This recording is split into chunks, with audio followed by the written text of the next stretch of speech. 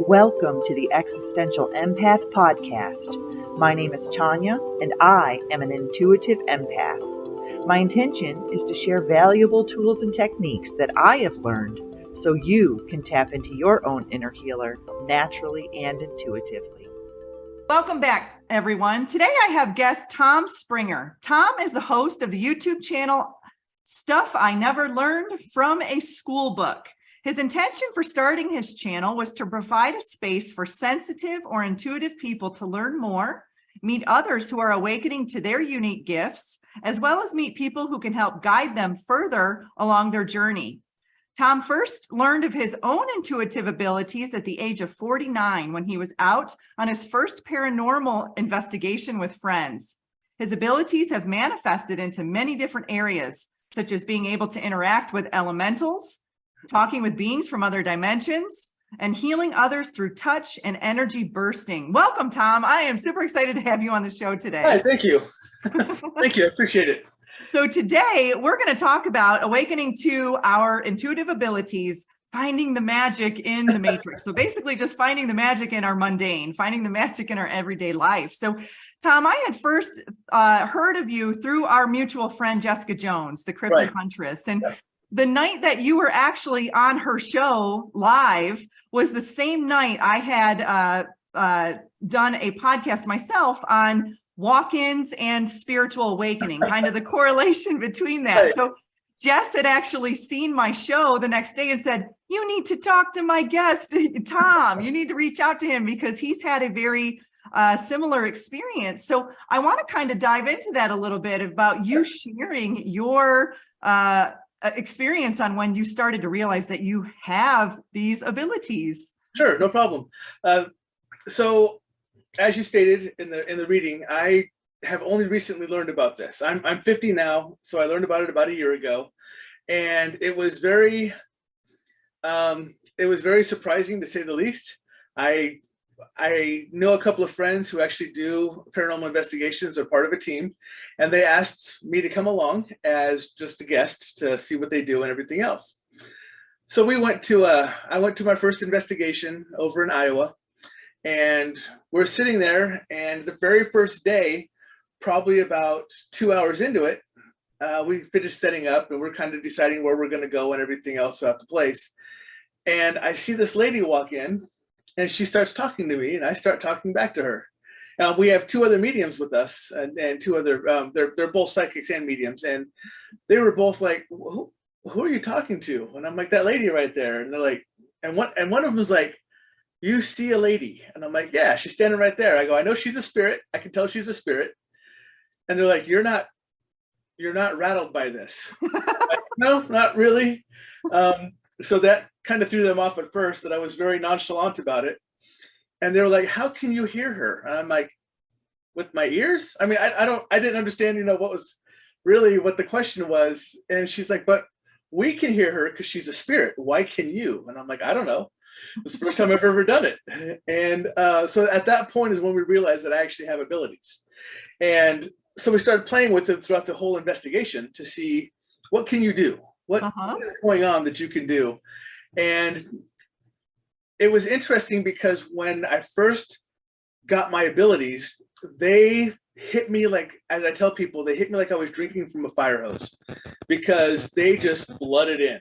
And it was not just, oh, you're a psychic. Oh, you're a medium. They were like, nope, you're a psychic, you're a medium, you can do this, you can do this, you can do this, you can do this. Like, oh goodness, hold on. I can totally feel for you, because that's what happened to me too.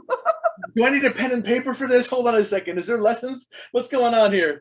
So so throughout the investigation, they would ask me questions and I would give answers, and they were like, yeah, that's what we're picking up too. So it was nice because they were confirming what I was feeling, or what I was seeing, or what I was hearing.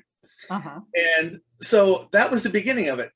And that, like I said, that was pretty basic, but I continued to go on investigations with them for about another year. And very early on, we realized that I had more than just a psychic and mediumship ability. And they were really confused when I was talking to a lady that none of them could feel or hear or anything else. And they were like, who are you talking to? And I'm like, well, her name's Mary. And I described her. And they were like, what? And they're like, and I go, well, it's weird because when I'm talking to spirit, to what we would consider this realm, this world, I feel them in my head. But this one I was feeling across my shoulders. Oh. And she told me, she goes, they can't hear me because I'm not in your dimension. I was like, oh, interesting. So now I just learned what that's called. It's called a frequency gap that is called. Yeah. And so I found out at that point that I can hear people in other dimensions, and I can see them, they can hear me and see me and everything else. So it was very interesting to walk into that and have this happen too.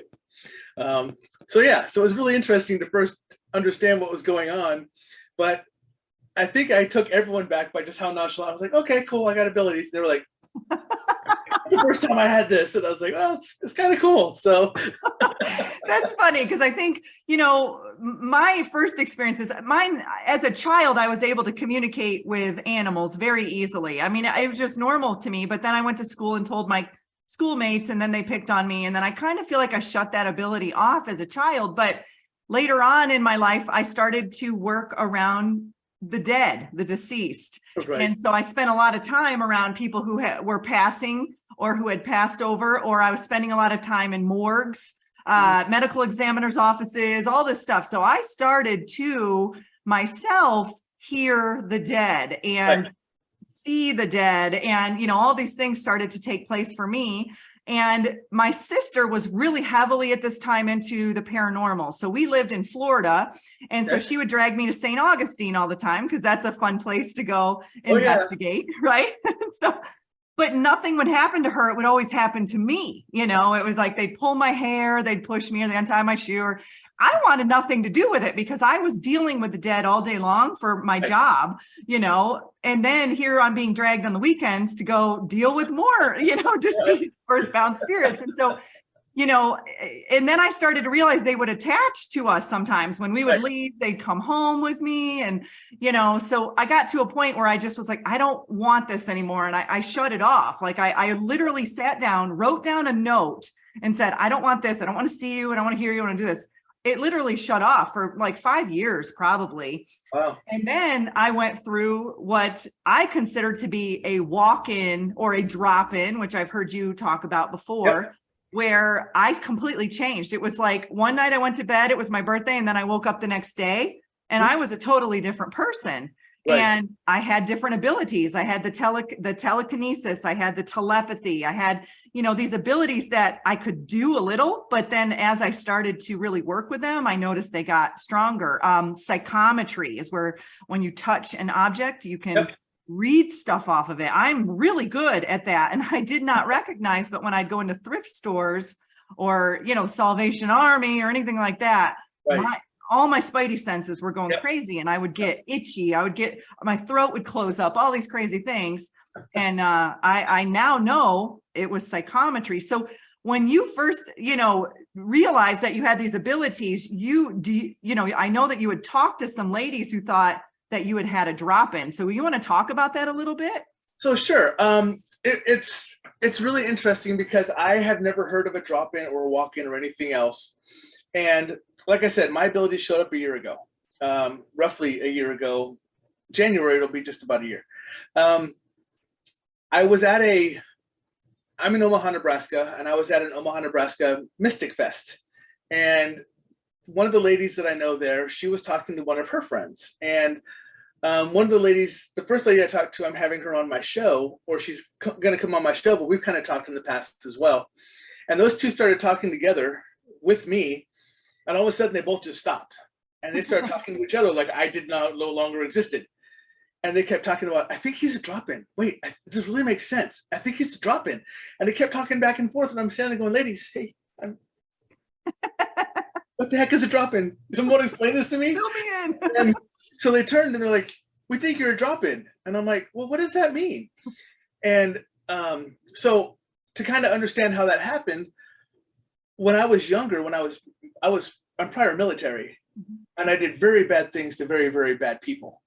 And what one of the ladies told me, she said, because of your past and because you had a hard time releasing all of that, your life was leading you to where you probably wouldn't have lived very much longer. And so Spirit felt it necessary to do a drop-in and to take out what was affecting you and basically harming you and probably could have ended your life and give you a new chance. Wow. And so they gave me a drop-in to what I have now. So it's like a near-death experience without the near-death experience. Correct. It's almost like they were telling me, we're just going to go ahead and do this to make sure you're safe in the future. So yeah, almost like just taking the battery out, put a new battery in. Here you go. So yeah, it's almost like the way I felt it. I've had it happen a few times in my life. It's almost like you're on a certain timeline or a path.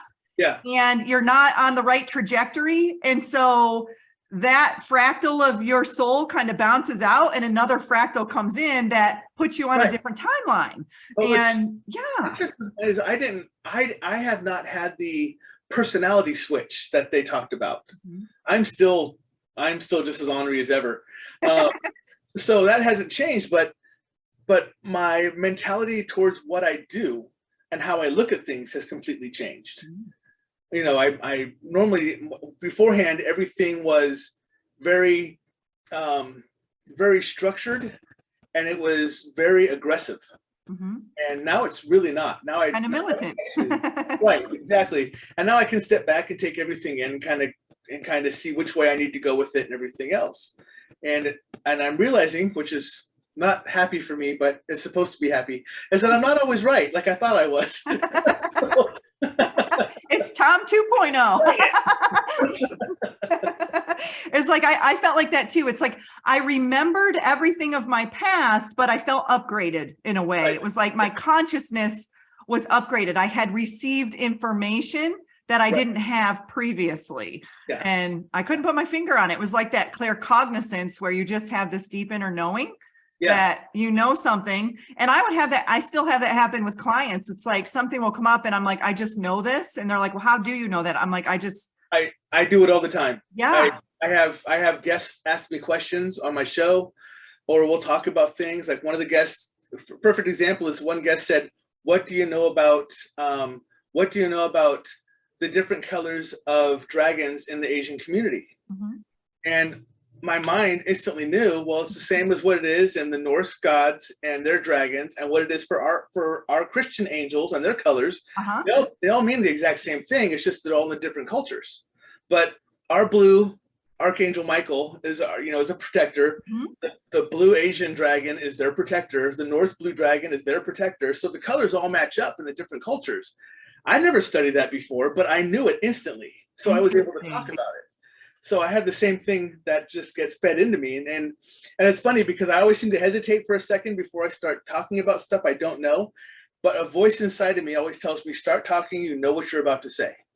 And I'm like, okay, I'm just going to start talking. And all of a sudden I'm done. And I'm like, wow, that really made sense. How did I do that? So I have that too. It's like, because I'm quite a jokester most of the time, pretty sarcastic. But when my higher aspect of myself comes through, it's like, who is that? I mean, super serious, super straightforward. And I'm like, and I can kind of tell when I have that, because I do quantum healing hypnosis, and I had actually gone under hypnosis with one of my friends was going through her training, and she said, I want to hypnotize you. And I said, perfect. I had like 4 different personalities come through, and they were all so different. It went from like a joy, childlike spirit all the way to like some Arcturian, very serious, my higher self, my soul self. Yeah. And it was like, and I had recorded it, and it was really funny. It was like, and I started questioning, is this where multiple personality disorder comes from, or that bipolar, or what we categorize in the 3rd dimension? Is it really just different fractals or different aspects of ourself, that's coming through? Yeah. And it's funny because I have been identified with 4 different starseeds. Uh-huh.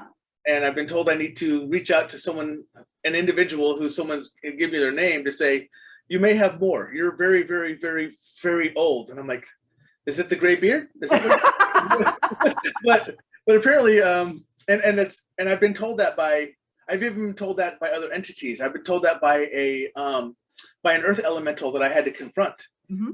He actually ran from me, and as he ran from me, he said, your essence is older than I am. Oh.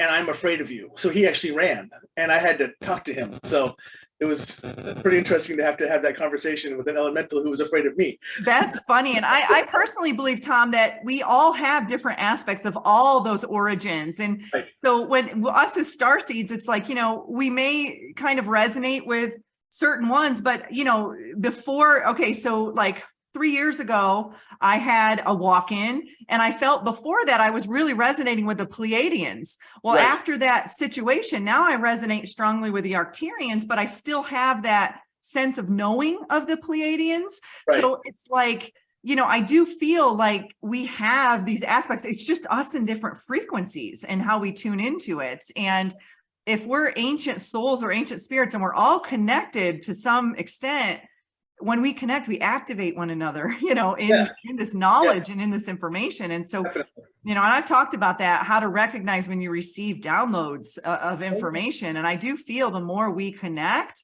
the more it's like what information you have and what I have, we kind of do a little energy swap there. It's Right. like, okay, Right. Exactly. our Akashic records kind of connect, Yeah, exactly. Yeah. Somehow they connected at a point. And you're like, oh, all right, cool. You're like, I know that. That's awesome. And I know I've had that experience where I've met someone before and it's like, I know you. Like, I know you more than I know you in this life. It's like, I know you in previous lives very deeply. I will actually tell you about that. My first mentor I had never met her before in my life. And she was actually part of the investigation team that I was going to go with. And they were having a meeting on laptop like this. They were doing a Zoom session to talk about what they're going to bring and everything else. And I walked back behind the laptop and I looked at the lady and I stopped and I go, I know who you are. And she looks at me and I go, your name is Joni. I know who you are. I've met you before. And she goes, how do you know my name? And I go, because we have known each other for a long time. And she ended up being my first mentor. And she was like, I don't know how you did that, but that was amazing. Because we've never seen each other before in our lives.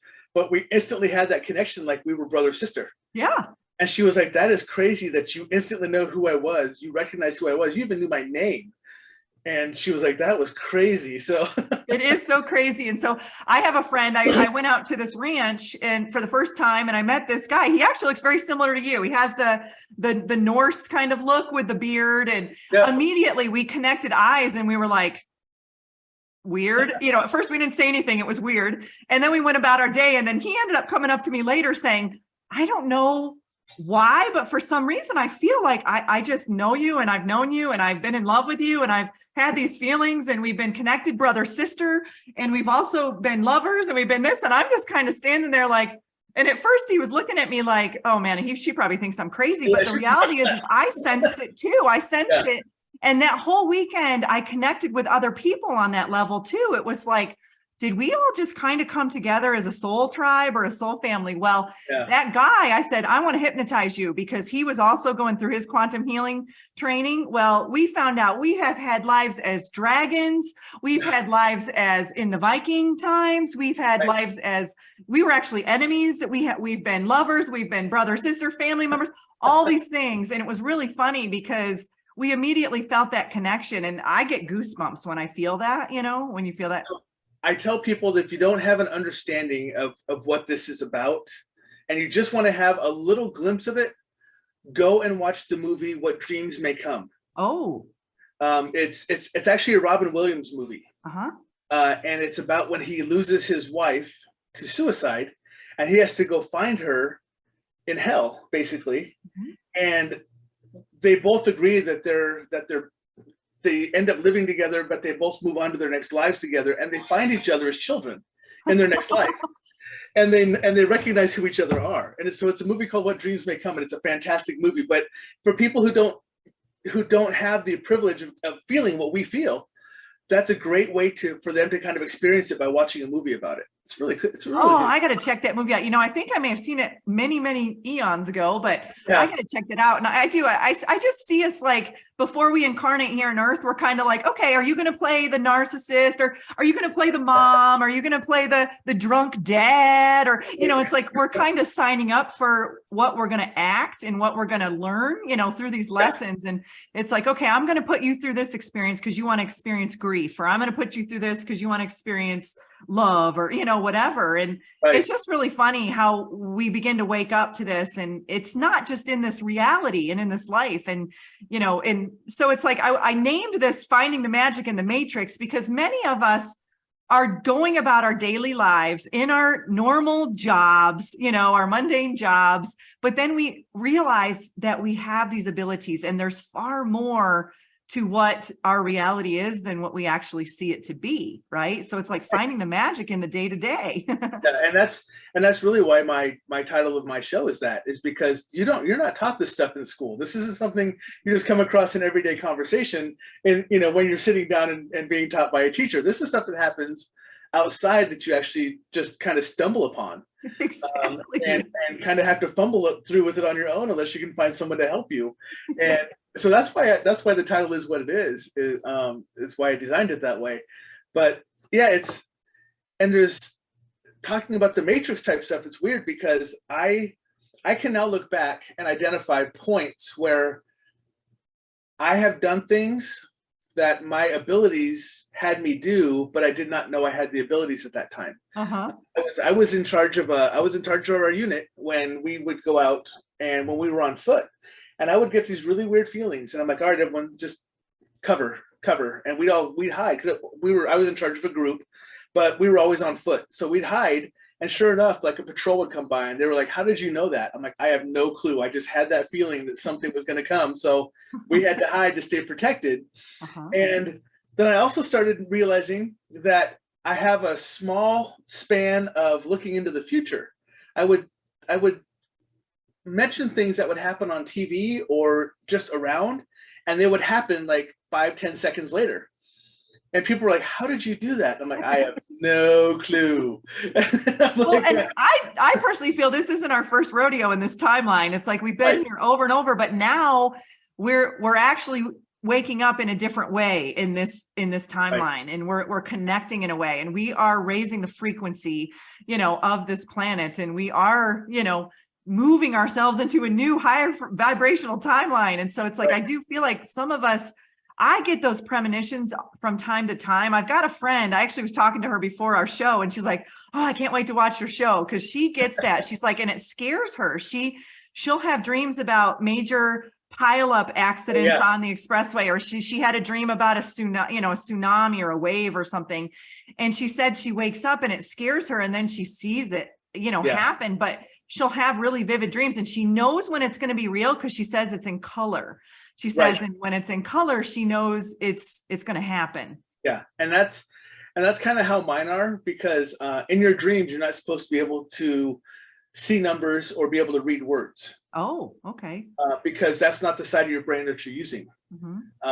The side of your brain that you can actually figure out numbers and words are your intellect side, not your artistic side. So it doesn't let you see those things. Uh-huh.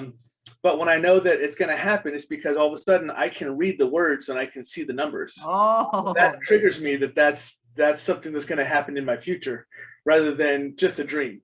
Uh-huh.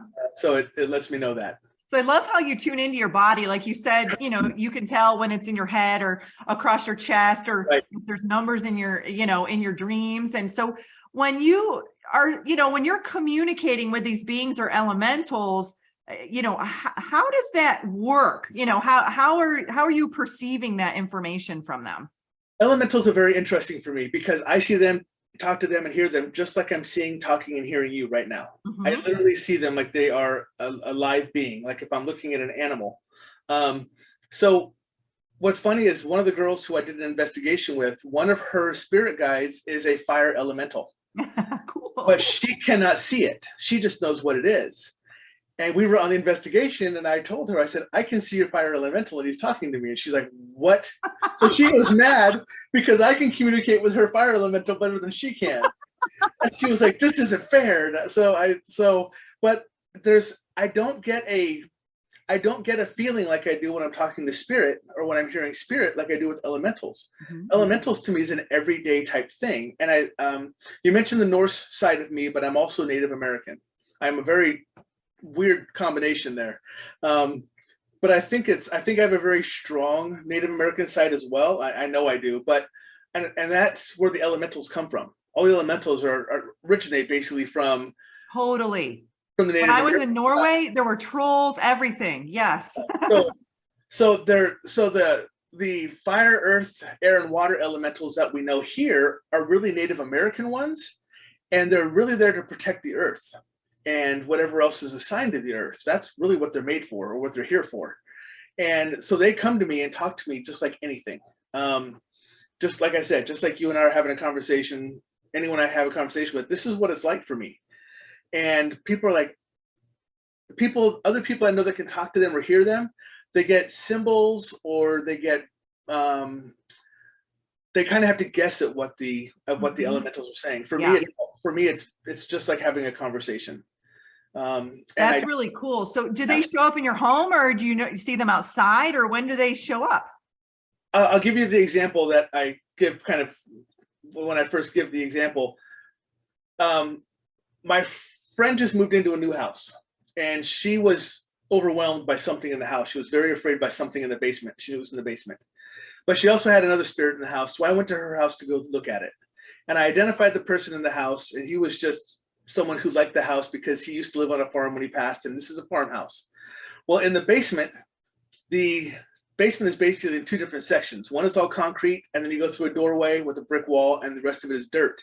And what happened is that it stirred up an earth elemental. The person who lived in it before it was a house flipper and basically destroyed the basement and left it in a shambles. So the earth elemental was very mad, and he's just so gregarious and overwhelming when you feel him that it was giving her anxiety, and she was afraid. And so I went down there to go confront him, and that he's the one who ran from me initially. And because you saw him, he probably freaked out because he not recognized you saw him. Well, I looked at him and he started running, and he goes, "I'm afraid of you because your essence is older than me." and there was like 6 or 7 of us down in the basement, but I had them stop out in the concrete, and I went into that room by myself. And I was having a conversation with him, and he threw rocks at me, and they see these rocks come flying out of the room, and they're like, "What is that?" I go, "He just threw rocks at me. He's trying to get rid of me." And he goes, "Well, I'm stronger than you are." And I put my fingers into the dirt, and I go, "Feel my strength." And he went, "But there's more of me than there are of you." And I went, "No, there is one of you, and I am not afraid of you." And at that point, he basically decided it was best to compromise than to try to force me out. And so it came to an understanding, and I told him, "Look, I go, I do what you do. This is what you do. You're an elemental. You're supposed to be healing the ground. You're supposed to be healing the earth." I go, "But you're overwhelming the person that lives in this house, and you're scaring her." And so they had an agreement made to where, like, she planted flowers outside of the window of the basement, and she brings him offerings, like little flower offerings and stuff like that. And he is very much calmed down and started to protect the house. And so now, and she says, "It's great now." She goes, "You can still feel him, but it's not a scary feeling. It's a very warm feeling." Yeah. He's doing. So that was good that worked out. And then on that property as well, as they have a handful of they have an underground water system they didn't know about. And I had to tell them that because that's where a couple of the water elementals were living. And I said, do you notice when you come to this area, it's about 10 degrees colder, regardless of what time of the year it is? And they're like, "Yeah." And I go, "You have an underground water system here." And they ended up having that checked out, and there was an underground water system there. That's like, awesome. I said, "Well, the water elementals told me about it." And they were like, "Oh, very cool." So yeah, it's just the little things that I get to do by having different abilities than everybody else. And that's something I did not know. Like I said, I'm very new at this. I'm still a year in, but I'm like, "Oh, well, I can see this and I can do this." And I just assumed all of us could. Yeah. And other people, I think all of us can. It's just a matter of we tuned into that station or not to be able to. A lot of people are like, "No, I've never been able to do that." And I'm like, "But why can I?" And they're like, "We don't know." And I'm like, so, and I can hear, as a child, I remember I could see fairies, I could see elementals, but I shut that off, at some time. And now I'm beginning to open that back up again. And when I went to Sweden, Norway, Estonia. Gosh, I felt very in tune there. I felt very, like I could have those abilities. I was hearing them, I was feeling them, but I wasn't necessarily physically seeing them with my two, my two eyes. But now you've got me questioning. I do a lot of Sasquatch research here in North Idaho, and things will happen to us, and I start to question: is that Sasquatch or is that elementals that might be throwing rocks at us, or pine cones, or certain things? Now, also know that there is another being in between the elemental and the human. It's a smaller being than the elementals. I always explain to people the elementals are like the Titans. And then you had like the demigods, and then you had humans. Well, these other beings in between the elementals and the humans is another form. They're like a lesser elemental, and they still do the same things, but they're the impish ones. They're the ones who like to cause all the problems and everything else, but they're doing it out of fun. They're more like Fae. Like the Pugwudgies? Is that what they're called? Pugwudgies? Or I actually haven't figured out the name of these yet. I know that there's a handful of places in the United States, actually all around the world, where there's all these mounds, these earth mounds, and they're there to protect the earth mounds, and they go out from those places and help do different things. But that's what they're there for, is to protect the earth mounds. So my friend has a property with a mound on it. I tuned into the mound, and she has a lot of activity near this mound. And I thought maybe it was an Indian burial ground, but that's interesting. That's what those are. Yep. Oh, that's opening up a whole new world there.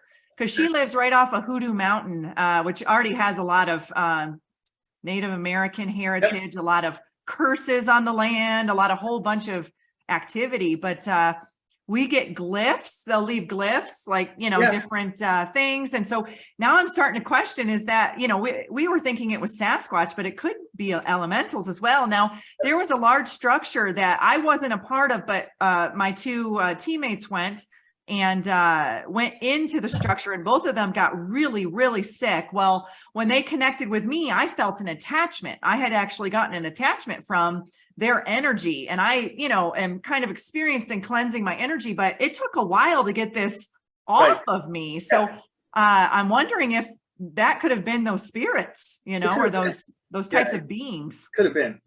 Yeah, they're strong. They're not as strong as elementals, but they're still very strong, and they're very protective of their areas. Interesting. Yeah, when I see them and I talk to them, they it's a totally different language, but it's, for some reason, I understand it. And when I see them, they basically look like smaller versions with no faces. Like they're almost just like slick, no eyes, no mouth, but so everything is working is through telepathy when you're talking to them. But otherwise they have all the appendages and everything else, but they look very stumpy. How tall are these beings? Like, how tall are the elementals? Are they little, or? So the elementals themselves, like that one earth elemental I came across, was a monster. He was 14, 15, 16 feet. Holy cow. But he can shrink himself to fit into a small corner, because he's basically just buries himself into the ground and fits into an area. When the fire elemental that I saw that my friend carries, he took up an entire doorway, but he was very thin.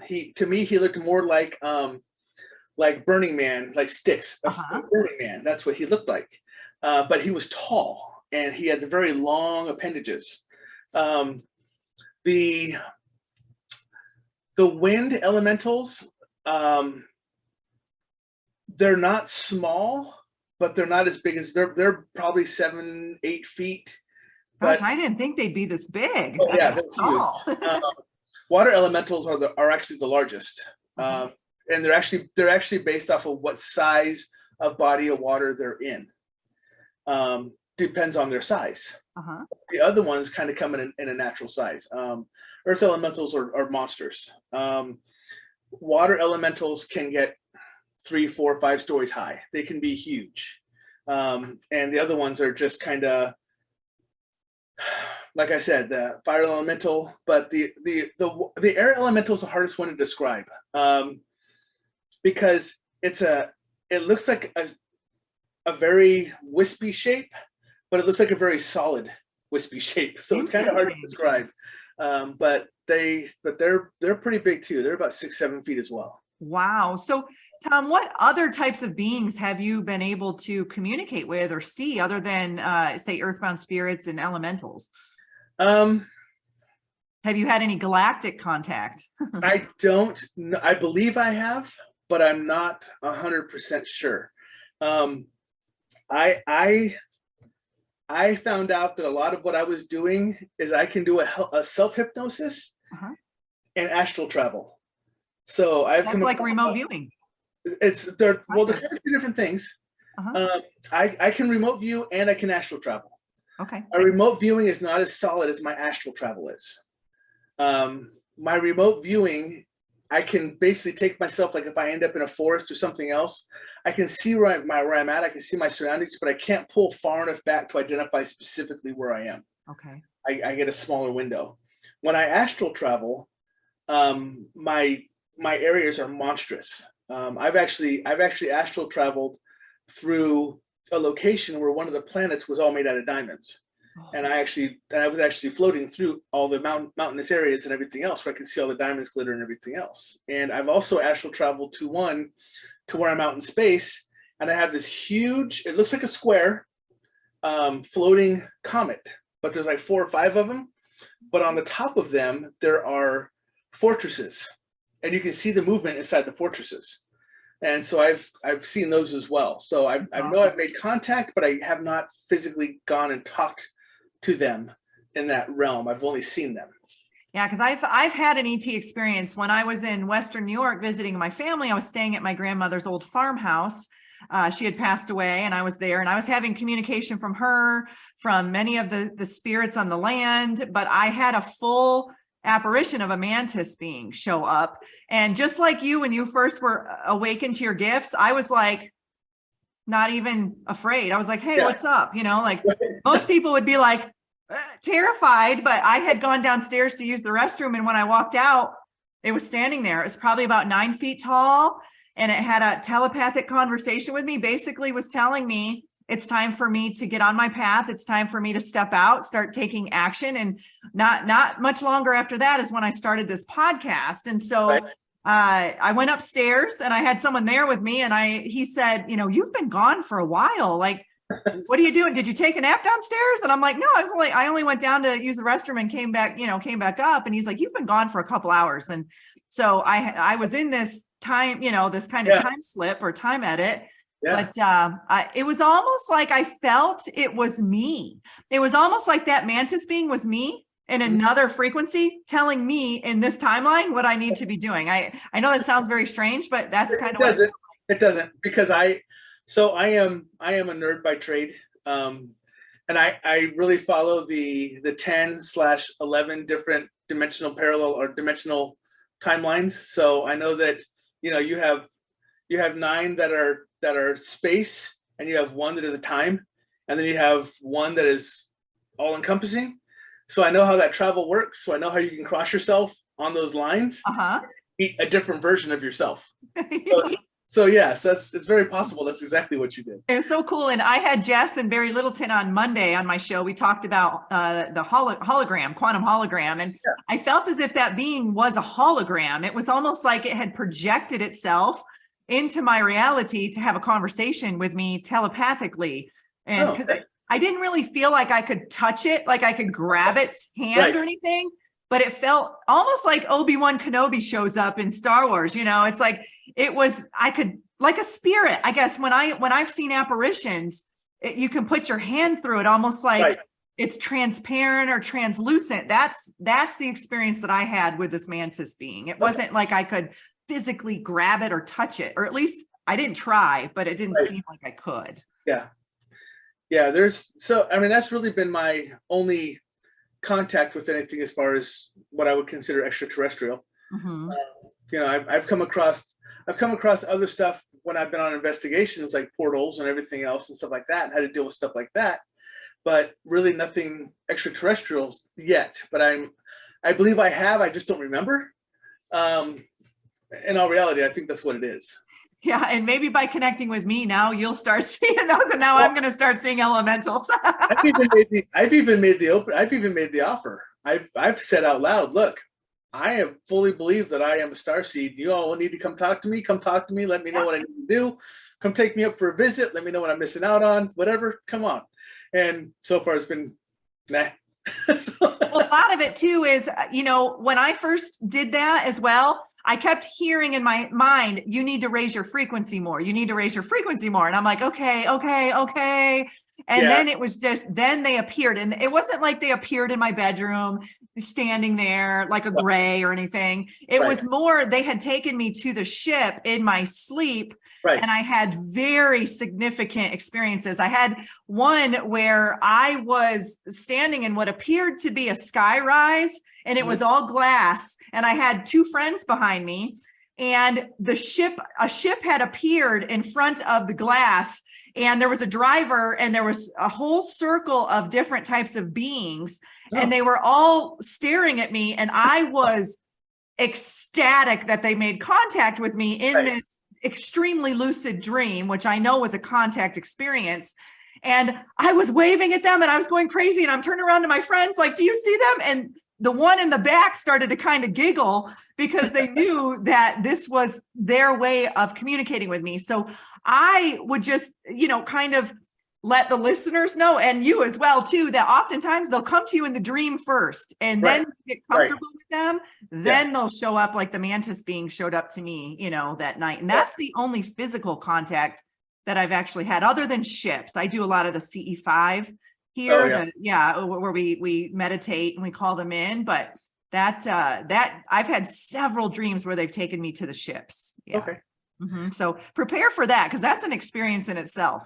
I'm good with that. I'm kind of the whatever, you want to do what? Cool, let's go.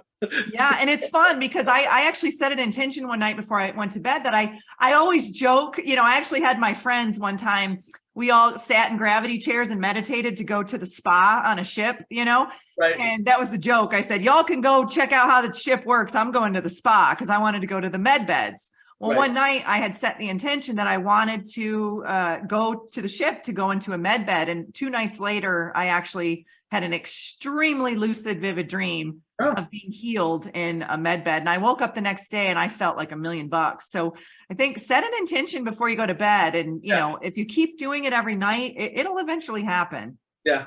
I'll probably drive them nuts enough. They're like, fine. They're like, hey. They're like, no, you need this earthly experience. You're like, no.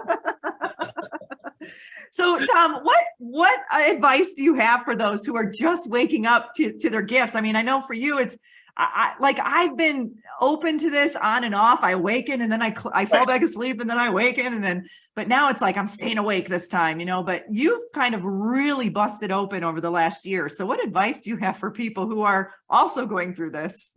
The one thing I would tell people is that the number one thing I struggle with even now is I always want to know more. I feel like I'm frustrated because I feel like I can take on more and I want to do more and I want to learn more and I want to keep going. And I don't feel like I'm stuck. I just feel like I'm not sure what's next. And so what I do is I've actually, like I said, I think for anyone who's just coming into their abilities or just awakening, they're trying to figure it out, find a mentor. That's going to be important because that person has been there already. And a lot of the mentors don't have the same experience as you do, or the same experience that you're having for your awakening, but they know where to help you next.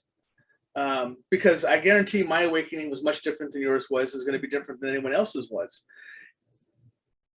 And they understand that. And I would also tell them not to go to someone who considers himself an expert. Yeah.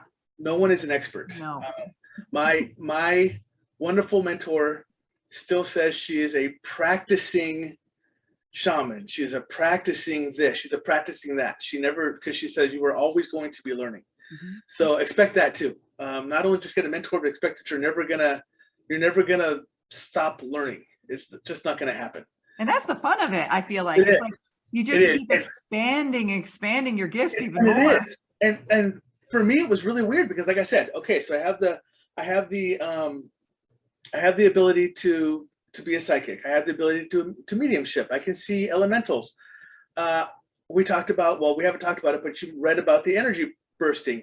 I can tell people who's next to them on the other side of the world and tell them why they're there and what they're doing. And people are like, how can you do that? I'm like, I don't know how I can do it. And I think that's my most frustrating part still a year into it is, why do I know what I know? How do I know what I know? I know it's because I've lived all these past lives and everything else. And it's just me in this lifetime awakening to all of them. But why? How do I know it? What is this thing in my head that goes, yeah, you're right. Shh. Don't tell me I'm right. Maybe that's the version of you before 49 that said, I don't want to know that I know until 49. Right, exactly. But yeah, it'll drive me crazy for 49 years. Right, exactly. I'm like, now at least I'm on the downhill slide to my next one. I don't have to worry about it. I didn't have to learn when I was 13, like all these other kids, and had to deal with it their whole lives. I'm like, I'm old enough not to care anymore. What do you want to do?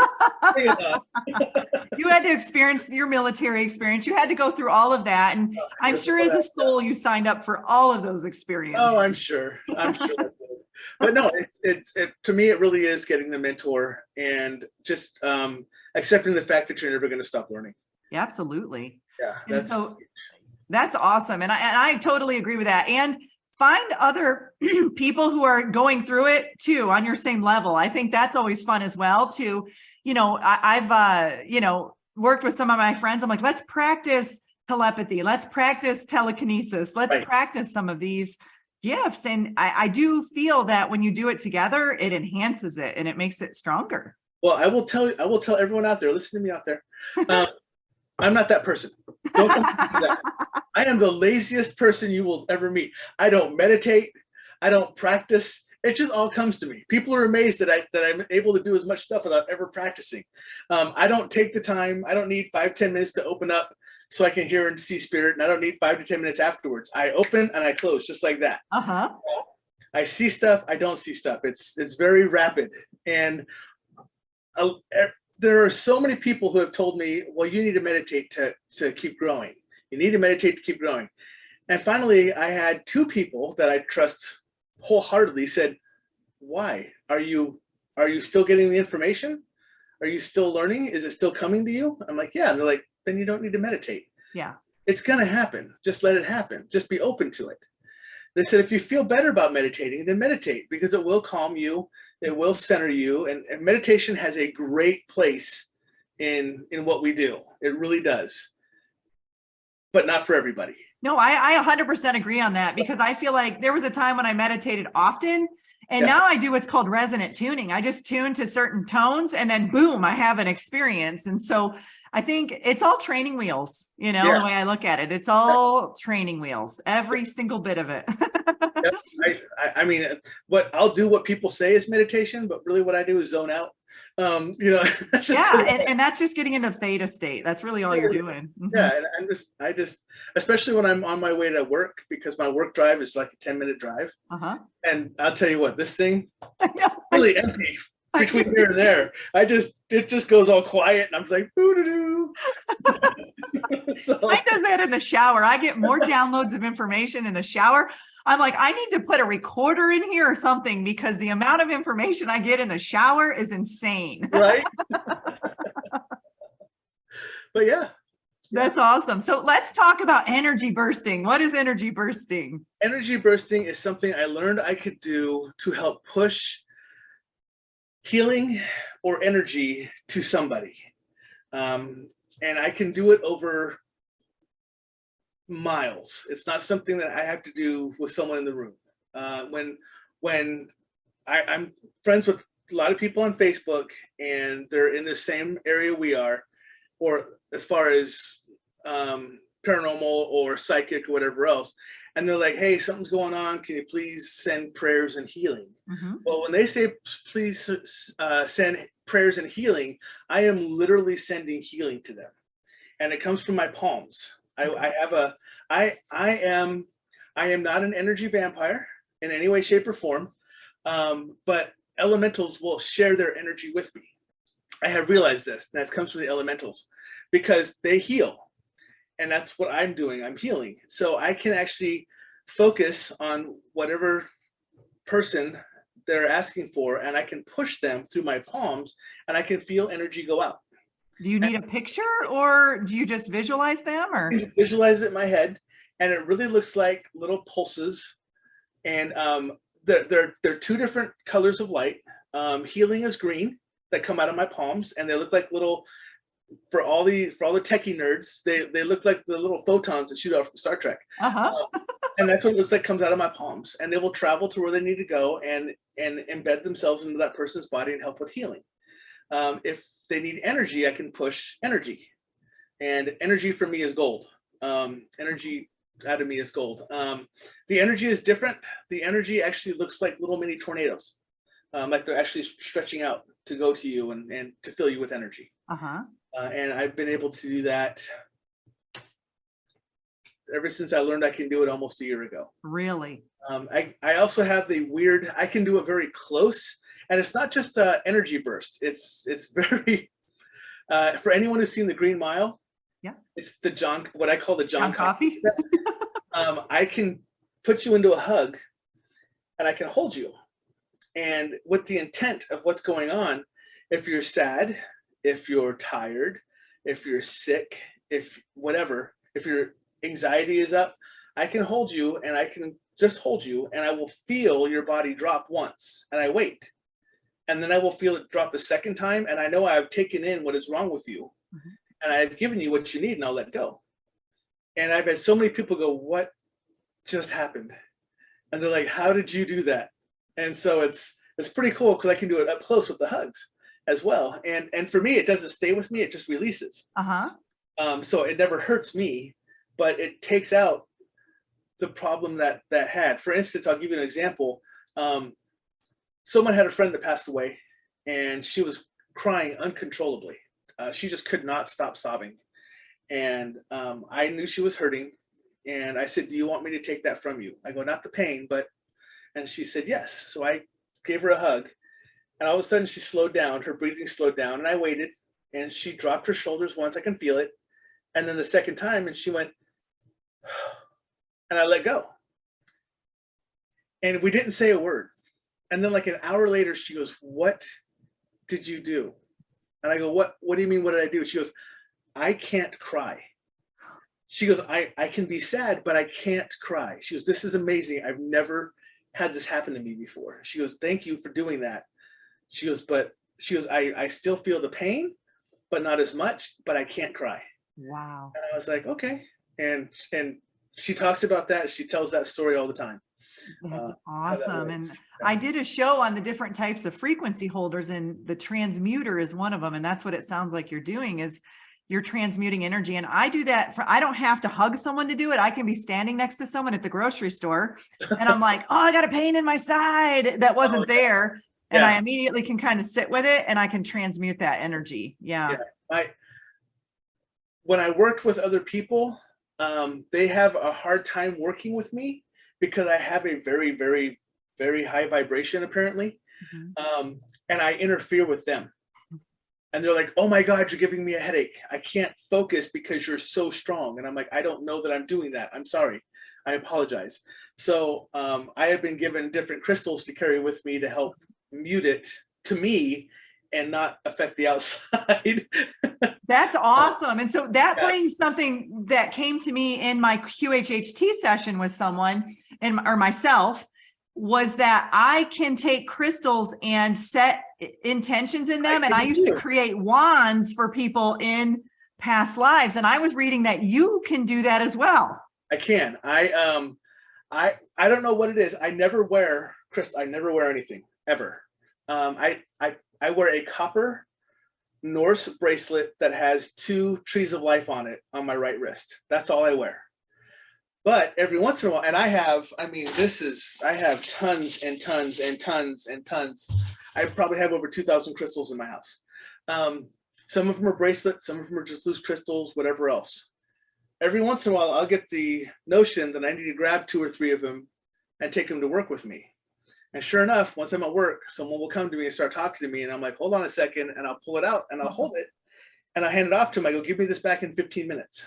And they'll come back and they're like, "What did you do to me?" And I'm like, "Are you better?" They're like, "Yeah." And I'm like, "Not hungover anymore, are you?" They're like, "No." And I'm like, "There you go." So yeah, it's interesting because I have that same ability. I don't feel the crystals work for me. I feel I work for the crystals. Uh-huh. That's the best way to describe it, because I can give an intent to any crystal and make it work for somebody, regardless of what they need. And I've always been able to do that. When I investigated with the team, I would always be the charger of the golden healers, and they would take them and it would give them all their energy back. Uh-huh. Or they would just hug me after, if they had to go under, because they were the ones that were channeling whatever else. They'd come out of it and they were exhausted. And they just come up to me and give me a hug, and I just hold them, and all of a sudden they're like, okay, we can go again now. And I'm like, all right, we're good. Or I can do it with the crystals. You're like a human organite. Right, right. And it was really weird because I never understood. Apparently I've been doing that my whole life. You know, high school, college, all that stuff. I've always been a hugger, and I never realized why. But everyone always says, "Man, you get the best hugs." Well, now I know why, because it actually triggers something. That's awesome, because I'm the opposite. I've always been a non-hugger, but I can heal people from a distance. They can be 3 feet away from me and I can do it. I don't necessarily have to do the hugging. I'm actually like, don't hug me. I'm good. I'm in my energy. It's kind of funny how we find out what our gifts are. Yeah. And it's funny because I am one of those that everyone tells you, you know, to protect yourself, you have to have a bubble, or you have to do this, that. I literally have a golden, I call it a golden scale armor. I call it my superhero outfit that sits right up on me like my clothes. It's that close, because I want whatever spirit, entity, alien, whatever it is, to be able to get this close to me. And I know I'm perfectly safe, but I want it to be allowed to do that so I can get the most close-up experience I can with it, knowing that I'm still safe. And then it's not going to attach to you. Yeah. Right. Yeah. I've never had an attachment unless I forced it to. We had someone who went under without wanting to go under, and she got jumped. Mm-hmm. And during the time frame, it threatened all of us. And then it turned and looked at me and said, "But I want you." Oh. And I went, okay. So I put my arm on her and I go, "Come in, come on in." And I felt it leave her and start to go up my arm, and it got to my shoulder, and I locked it off of my shoulder. I have the ability to shut down where I want to. So I have this thing on my arm, and she comes out of it, and she's like, "What's going on?" I go, "Hold on, I'll be right with you. I have to go get rid of this thing." So I went outside and put it into the ground and released it out of my arm, and it was mad because it couldn't continue in to my body. I actually shut it off of my shoulder. People are like, "How did you know to do that?" I go, "I have no clue." I just knew. I just knew it. I just knew how to do it, and I knew what to do about it, and I knew how to fix her. And they were like, "How?" And I go, "I don't know. People, it's 3 words and I still don't know." So when you went through this experience a year ago, what did your family think? Like, what did your friends and family, like, were they like, "Who are you? What's going on?" Well, I will tell you that my family, there's not too many left alive, so we're really not that close. We're not that much contact. But I waited for a couple of months before I brought it up at work and with friends. And it was interesting because the only way I brought it up was because for some reason, someone would come and talk to me about something. And they've never talked to me about something before. And they're like, "For some reason, I feel like I'm supposed to talk to you about this." And it was personal stuff. And I was like, "Oh, I can help you." And they were like, "How?" And I told them, "This is what I'm able to do." So it's almost like it was an introduction because they needed my help without knowing I was the one they needed the help from. Uh-huh. And that's kind of how it came about at work, or out just to the public and to friends and everything else. And I would say 99% of them are pretty supportive. I'm married, and my wife's family is pretty supportive of it. They question it sometimes, but they don't look down upon it. They have different beliefs or different whatever, and that's fine. But they're curious, and they started to ask more questions because they're realizing that some stuff happens. They're like, "How did that just happen?" We can't explain that. Yeah, and they're like, I don't get how that just happened. I can tell them what their auras were, and that came out of nowhere. What their colors were. Just one day, I'm sitting there and I'm talking to 2 people. In fact, I'm talking to 2 people that I'm going to have on my show on Monday. I'm sitting there watching them. All of a sudden, I go, "I can see your auras." And they're like, "What?" And I go, "I can see what color your aura is." And they were like, "How long have you been able to do that?" I go, "Right now." And they went, "Yay!" And they went, "What's our auras?" And I told them, and they both went, "He's right." So I was like, "Guess I can read auras now." That's the funny thing is when it happens, it's like you just wake up one day and you're like, how, like for me, when I started to speak light language, it was about a year and a half ago. I just woke up one day and all these languages were coming out of my mouth. And I started to work with clients and I'm like, okay, I don't really care if you know what light language is. I just want you to close your eyes and I want you to feel this energy coming through. And my tongue, my mouth, I'm coming out with tones. I don't even know what's happening. And so Right. now I just let it flow, you know? Yeah. Yeah. It's weird because when I went on one, I talked about the portal and I saw the portal in a painting and I went to put my hand against the painting because I tell people I'm too dumb to know any better because I have no fear of anything. Yeah. So I just got that golden armor on. I just went to put my hand on the portal to see what it did, and it rejected me. It pushed me away. It was like two magnets pushing against each other. It would not let me put my hand against it because I think it knew that I could close it. Uh-huh. Because another person that was with me went to put her hand into it, and it tried to pull her in, so we had to pull her out. Ooh.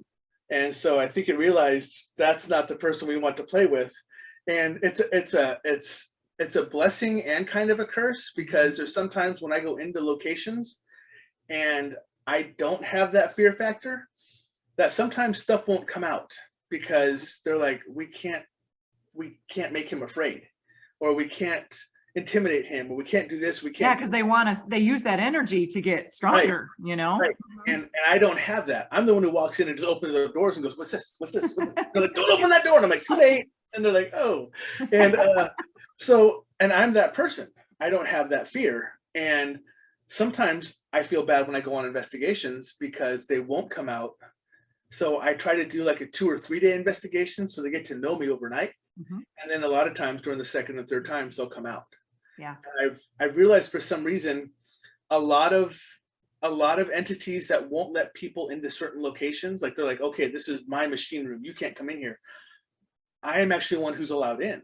It's really weird because I'm allowed to go into a lot of places where they say the entities will scratch you or they will throw stuff at you or anything else. When I come in, they're inviting me and they're asking, and they actually end up talking to me. So I don't know what that connection is with most people or most spirit like that, but once they realize I'm not a threat to them and I'm just trying to hear their story, and I can decipher what it's supposed to be correctly, then they're very welcoming to me and they want me to come in and talk. Mm-hmm. And they know that I'm doing it very respectfully, which is kind of cool. That is awesome because I've had that experience too with earthbound spirits. I think they recognize that I'm open to hearing them and hearing their story and assisting them to the light. You know, oftentimes they just want to be heard and then they want to be guided to the light. And so are there any archangels that you feel strongly connected to?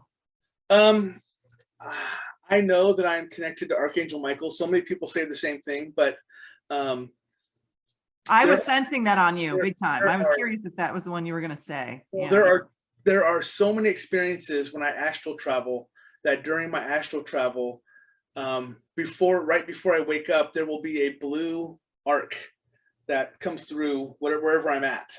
It's almost like he's slicing into the sky for me to let me know that he's with me. Mm-hmm. And because he is the warrior, he's the protector, and everything else. And that's what I've done my entire career, my entire life, in this life, has been a protector of others and everything else. And I've even been told by another person that my Arcturian side stands at her side because she is one of the princesses and I am her personal guardian. So, that's who I am. So that's what I'm bred for, is to protect. That's awesome. So that's why I'm so tied to Archangel Michael. Mm-hmm. It's because of that warrior spirit. And it's funny because my friend who looks very similar to you, the Norse, it's Michael all day long. And he talks about that. And I immediately felt that connection too. And I'm kind of feeling Raphael on you as well, a little bit, the healer. Yes. When I went to go see Reiki, my Reiki person, she's like, she goes, this is so weird. She goes, you have 3 very dominant colors. She goes, you have a gold, you have a blue, and she goes, and you have a green. She goes, you're really supposed to be a healer with your protective side. She goes, you heal naturally when you're around people.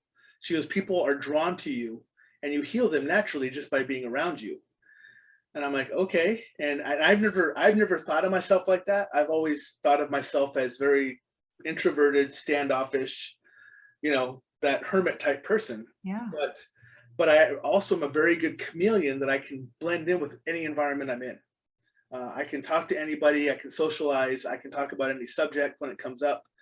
And I'm very, I just have a rapport with people that seems to be, to me, is very natural, and to them seems very natural, but to me feels very unnatural. Like, I'm like, why am I able to do this? And why does it feel like I'm supposed to, knowing that I'm an introvert?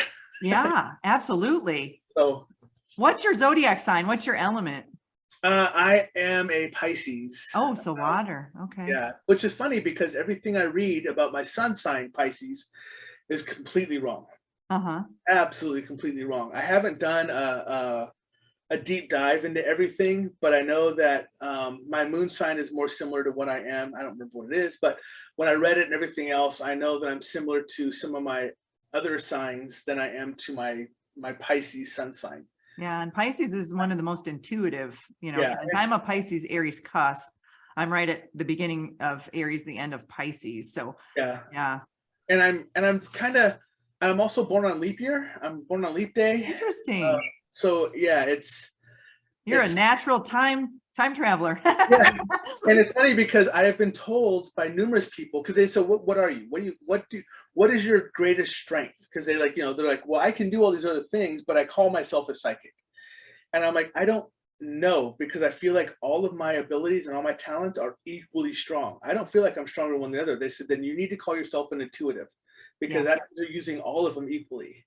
And you can use them rapid fire together to put stuff together. They said, so you're going to be an intuitive. And I'm like, okay, that's a good word for it, because I don't know what else to do with it. Yeah, and that's why I named the show, versus saying awakening to your psychic abilities, I named it intuitive abilities, because I feel like intuitive kind of encompasses all of them. Right. And that's what I'm told to they're also different as, because I work with so many different elements of the different parts. And I don't feel like I'm stronger in one than the other. When a new one comes in, it automatically is just as strong as my other ones are. I don't have to work at building it. It's as strong as the other ones are. And I'm trying to like I said, I don't know why. Do you feel that your Norse heritage has anything to do with the fact that you can work with the elementals? I think my elemental side actually comes from my Native American side. Oh, okay. I think my Norse side, warrior. I think it works also with the same thing, but having the Norse Native American combo, that's a lot to deal with. I mean, that's quite a lot of history and lore that you have to decipher through. And if we have time, I'll tell you really quickly that I'd love to. Yeah. I had a shaman tell me, she goes, I had a dream about you, and I want to tell you what I saw in my vision. I said, okay. She said, you're Native American. I go, yes, I am. I'm Choctaw, Chickasaw, Cherokee, and Cheyenne Indian. I have 4 different types in me. And she said, I had this dream that I was surrounded by all the chiefs of all the different tribes of all of man. So all the different branches of all the tribes sat around in a circle, and they were all the chiefs. And a shaman had a bowl in his hand. And he would walk to the first chief and go, what is your best aspect of your best warrior? And the chief would tell him, and he'd take that and he'd put it in the bowl. And he said he went down the circle and did that to all the chiefs. Once he got the last one in there, he closed the lid, he mixed it, and then he poured it into me. And I was like, that's a lot to take on. That's awesome. So I was like, that's kind of overwhelming to hear that when a shaman tells you that. And I was like, that's a lot of pressure to live up to. And maybe that's why you had to be a little older, a little more wiser to be able to take on that consciousness, Yeah, that perhaps, but that's probably the coolest thing that's been ever told to me about that. A lot of people talk about my North side. They believe that I've been told that they think I'm a branch off of one of the gods, and that's why people draw to me, is because I'm a branch off of the gods, and people respect the gods, so they come to me for questions or for help. And I don't know what it is, but it naturally, people do come to me for help. Kids, oh my goodness, it is so funny. I'll be walking in the store and a kid will just stop and look at me, and they'll wave and they'll smile out of nowhere. I've had that happen too, Tom. And I had a little kid. I was at the farmer's market. ran from his mom and hugged my leg and was like staring up at me, giggling. And I'm like, what is happening right now? I just want to see what they see. Yeah, they do it to me all the time. If I'm with my wife and with friends, they're like, what is it with you and kids? I go, I don't know. I don't know what they see in me, but they see some kind of purity in me that I definitely don't see in myself. Yeah, exactly. I feel that way too. It's like, just my friend and I were sitting in a park and this little kid kept staring at us and staring at us. He would not move his gaze. And I'm like, oh God, just to know what that little kid, he probably was 2 or 3, just to know what he could see. If he's seeing auras, if he's seeing, elementals around us, but he could not stop staring at us. Yeah, it's funny because I travel for work and I've always had the beard, but I also used to have a mohawk. And so I was quite. That's your Native American side right there. It really is. But it was funny because I would walk through and, like I said, kids would stop and stare at me. And there was so many times that kids stopped and stared at me. But the follow-up to that was the parent would look at me and go, nope, nope, nope, and like push the kid away from me. Don't stop looking at that guy. And I'm like, what? Your 3D avatar doesn't look the same as your higher frequency self. I was like, really yeah, funny. scary to them, but I like really nice to the kids. So. Oh, that's funny. Well, Tom, this has been such a fun conversation. And oh my gosh, I know we could go so much longer, but tell us one more time where people can find you, where they can check out your YouTube channel. Okay, well, I am at youtube.com/@StuffINeverLearned. That's actually my brand new site. I used to have all that ugly, wonderful letters and numbers, blah, blah, blah. But now it is @StuffINeverLearned. Okay. And my show runs Monday nights, 7 p.m. Central. Okay. Awesome. Well, I really enjoyed this conversation. I mean, it's just nice to be able to talk to someone who has, I haven't had all the experiences you've had, but I've had a few of them. And it's just nice to be able to communicate with someone who is also experiencing things outside of our normal daily lives. Well, you know that now that I've been on here, you're gonna have to flip out and you have to come onto my show now too. 100%. I'll tell you about all my crazy stories working in organ donation, all the walk-in spirits I saw. I have a lot of topics. I worked in funeral homes. I worked in the morgue. Yeah, I've got a lot of stories. Yeah, perfect. Yeah, that'd be great. Awesome. Well, thanks, Tom. I appreciate you coming on the show tonight. Thank you very much. Night, everybody. You deserve to navigate your life as an empath in alignment with health, happiness, and abundance. To learn more about the services that I provide, including Beyond Quantum Healing Hypnosis, EFT tapping, and the Emotion Code, visit my website at www.thesoulcafe.org.